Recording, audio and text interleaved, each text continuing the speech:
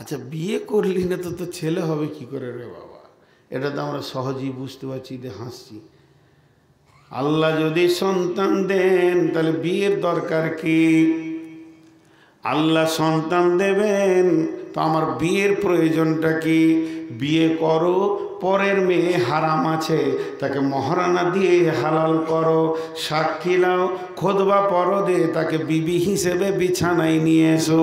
বিছানায় নিয়ে আসার পর তার সঙ্গে তুমি প্রেম আলাপ করো, তার সঙ্গে দৈহিক সম্পর্কে মেতে যাও। তারপরে দুজনের গোসল ফরজ হয়ে গেল। এবার গোসল করো, তারপরে দুইজনের শুক্রাণু ডিম্বাণু এক জায়গায় হবে, ক্রোশের সম্পদগুলো। এরপরে সন্তান পৃথিবীতে আসবে। তাহলে আল্লাহ যদি সন্তানটা দেন তো মা বাপের সম্পদগুলো কোথায় যায়? মা বাপের সন্তানগুলো কোথায় যায়? এই সম্পদগুলো কি হয়? জি, আল্লাহর কুদরত যেখানে, স্বামী স্ত্রীর মিলনের ভিতরে যে আল্লাহর কুদরত কত বড় ভরা আছে জানেন? শুধু এইখানটা যদি তফসির করি তো ইনশাআল্লাহ আজকে আর অন্য কোনো জালসা করতে হবে না। আল্লাহ বলছেন, হাল আতা আলাল ইনসানি হিনুম মিনাদ দাহরি লাম ইয়াকুন শাইয়্যাম মাজকুরা ইন্না খালাকনাল ইনসানা মিন নুতফাতিন আমসাজিন নাবতালিহি ফাজআলনাহু সামিআম বাসীরা। আল্লাহু আকবার।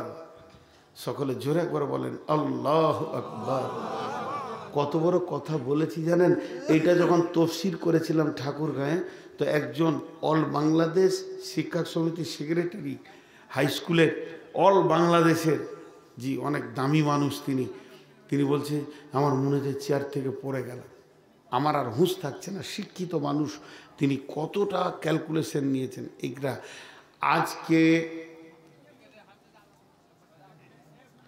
আজকে এই রাত্রিতে, শুক্রবার দিবাগত রাত্রিতে 9:30 আমি স্টেজে উঠব এবং রাঙ্গাইপুরের ময়দানে একটা প্লাস্টিকের চেয়ারে বসে আপনাদের সামনে বক্তব্য রাখবো।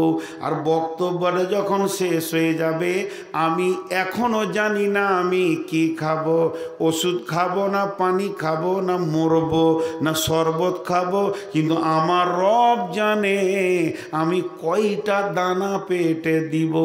এটা কখন লেখা হয়েছে, এটা কখন লেখা হয়েছে, এটা কখন লেখা হয়েছে আমি গুরুত্ব দিচ্ছি। হাতগুলো ধরে একবার তফসিরটা শুনে এনে, এই আমার জন্মের 50,000 বছর পূর্বে না, এটা তা নয়। এই পৃথিবীটা সৃষ্টি যেদিন হয়েছে, পৃথিবীটা সৃষ্টি যেদিন হয়েছে, এই পৃথিবী সৃষ্টির 50,000 বছর পূর্বে আমার তকদিরে এটা লেখা হয়েছে।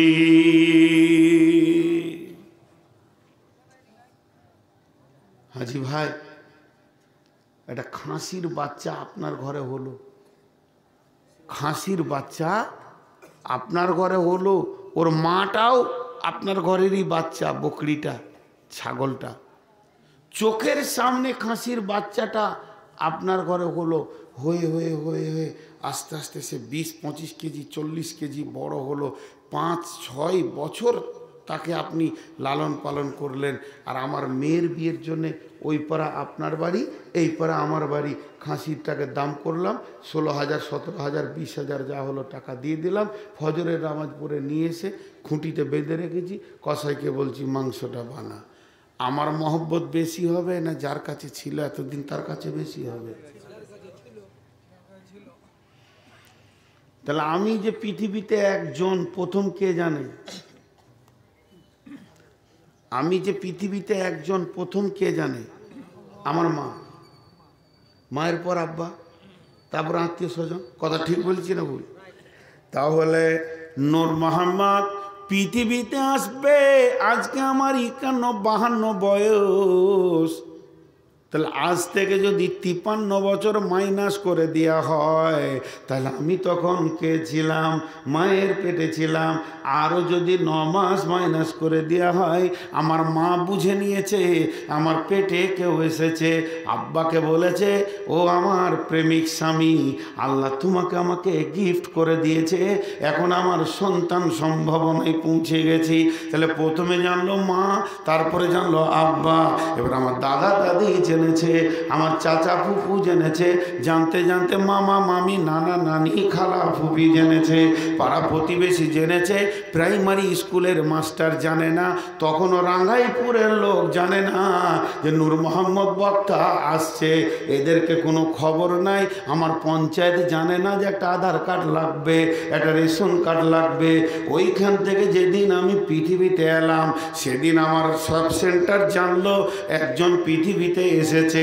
আস্তে আস্তে 6 বছর বয়স হলো, প্রাইমারি স্কুল জানলো একটা নতুন ছাত্র পেলাম, তারপর হাই স্কুল জানলো, এরপরে মাদ্রাসা জানলো, এরপর আল জামিয়া জানলো। যেদিন আমাকে মাথায় পাগড়ি বাঁধা হচ্ছে, সেদিন সমস্ত লোক দেখছে যে নূর মোহাম্মদ নামে একটা মৌলানা হলো। ধীরে ধীরে ইমামতি আর মাদ্রাসার শিক্ষকতা করতে লাগলাম। এরপরে আল্লাহ বলল, ওখানে কি তুই থাকবি, তোর ভিতরে আমি প্রভাব ভরে দিয়েছি, তোর ভিতরে স্পিকিং পাওয়ার দিয়েছি, ওখান থেকে বেরিয়ে জালসার ময়দানে নেমে যা। যখনই নেমে গেলাম, রাঙ্গাইপুরের লোক জেনে নিল নূর মোহাম্মদকে নিয়ে মসজিদের জালসা করব। আজকে কাগজে আমার নাম দিল।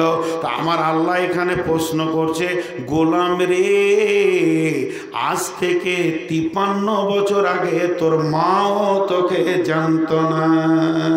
গোলাম রে, আজ থেকে 53 বছর আগে তোর মা বাপ তোকে জানতো না, বিশ্ব ভূমণ্ডল জানা তো দূরের কথা। তখন কে জানতেন? কে জানতেন? আমি রব তোকে জানতাম, কারণ পৃথিবী সৃষ্টির 50,000 বছর পূর্বে তোর তকদিরকে আমি লিখেছি। তাহলে আজকে যে এখানে খাবি, এই পর্যন্ত তোর কক্ষপথটা আমাকে তৈরি করতে হয়েছে।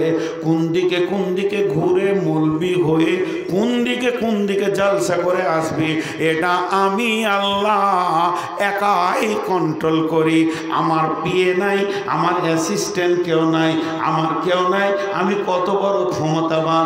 তাই আমার আল্লাহ বলছেন, এবার আর একটা কথা শোন, সাজদায় পড়ে যাবি, এক্ষুনি রব বলে দেখতে শুরু করবি আমি কত বড় রব।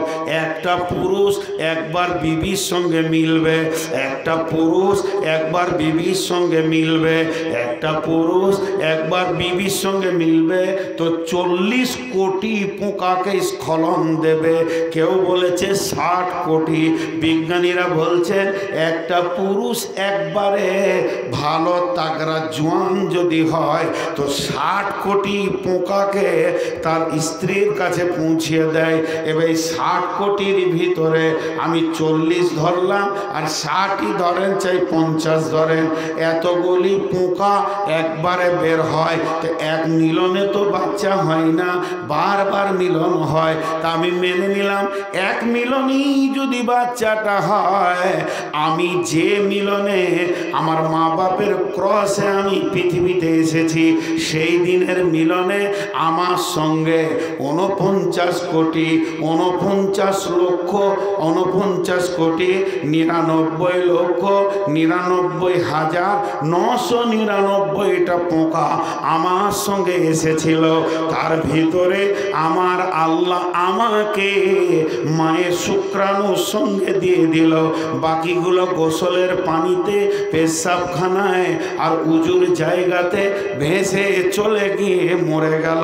তাদের আধার কার্ড হলো না, তাদের পাসপোর্ট হলো না, তারা পড়াশোনা করলো না, তারা পৃথিবীর আলো দেখলো না।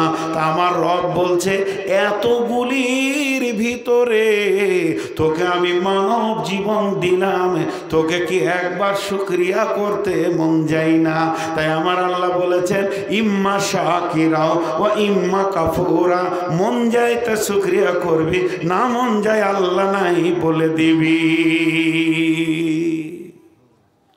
কত তথ্য কথা আছে কোরআনের ভিতর। আল্লাহ বলছে যে তকদিরকে আমি লিখেছি। তাহলে মা বাপের সম্পদটা কোথা যায়?